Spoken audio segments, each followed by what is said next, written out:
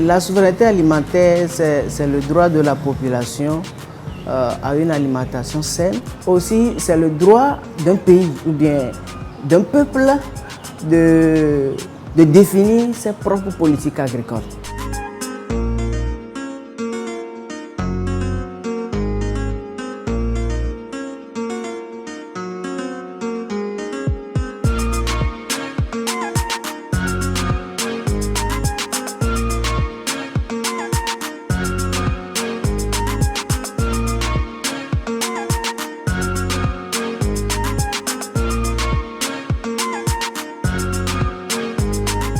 En termes d'importation, le Togo dépend beaucoup de l'extérieur, ce qui fait que nous importons, même on peut l'estimer à hauteur de 60%, l'importation des produits agricoles de l'extérieur. Les aliments qu'on nous importe de l'extérieur, nous ne savons pas là où c'est produit, quels intrants ils ont utilisé avec tous ces aliments. Et là, ces produits ont été subventionnés par les gouvernants. Et lorsque ça arrive dans nos pays, ça devient moins cher. Si ça devient moins cher, la population n'arrive plus à consommer ses propres produits. Le dossier qui a été un dossier très brûlant était le dossier du riz Birma, du bateau du navire l'Océan Princesse, qui a été déclaré non propre à la consommation en Guinée et qui est convoyé vers le Togo. Donc nous avons essayé, bien que mal, avec l'aide de nos collègues de la Côte d'Ivoire et du Burkina Faso, jusqu'à ce que la cargaison ne soit refusée au Togo.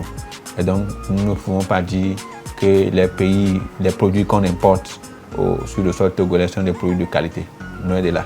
Parce que les boîtes de conserve et les riz qui sont des riz moisus et avariés, on en a assez, ce qui fait que des gens sont en train de changer les sacs des riz dans les magasins avant de leur revendre sur le marché.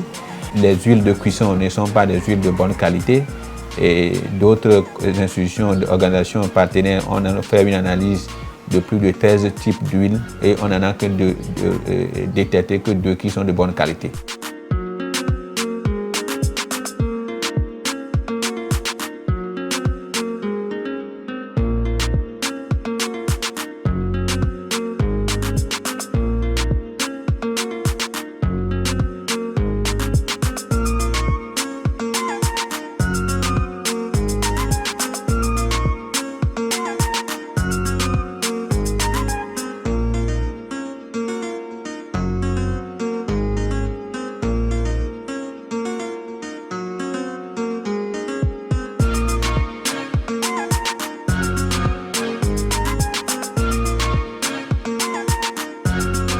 Aujourd'hui, avec cette crise sanitaire, Artemisia, presque tout le monde maîtrise, connaît. Et là, ça fait que moi, j'ai fait de beaux chiffres d'affaires.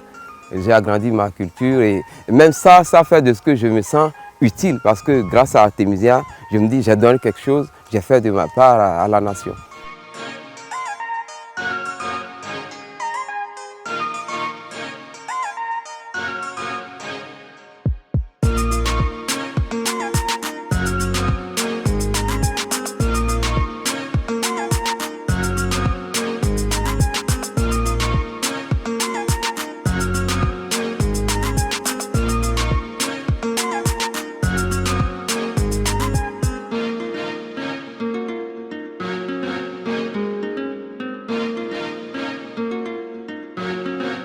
Pour la promotion de la consommation des produits locaux, il faut beaucoup de sérieux dans ce secteur. Parce qu'aujourd'hui, les opérateurs économiques, ceux qui entreprennent des activités génératrices de revenus, les PME, PMI, ont tendance à vouloir gagner plus vite que la marche du train. Alors, ils vont s'investir en achetant ce qu'ils ne devaient pas acheter, en associant des produits qu'ils ne devaient pas associer à ce qu'ils produisent. Donc, au finish, le produit n'est plus de bonne qualité. C'est pourquoi nous invitons les autorités à beaucoup de sérieux dans le secteur, en mettant en place des dispositifs, des mécanismes de contrôle et d'analyse des produits locaux, de telle sorte que même si au plan national nous le consommons, que même à l'extérieur aussi, que ce produit soit demandé. Vous voyez aujourd'hui, avec les impacts du Covid-19, toutes les frontières sont fermées. Il n'y a plus de marchandises qui arrivent comme cela se doit. les frontières terrestres, aériennes, tout est fermé. Donc c'est le moment aujourd'hui que le gouvernement doit saisir que vraiment il faut se concentrer sur la production locale. 80% des agriculteurs pratiquent l'agriculture familiale.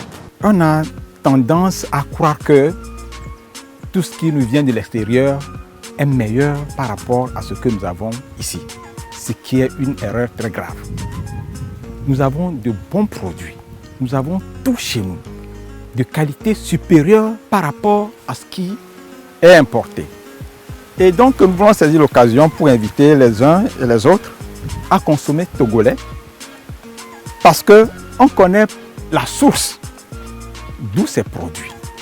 On connaît les conditions dans lesquelles ces éléments sont produits.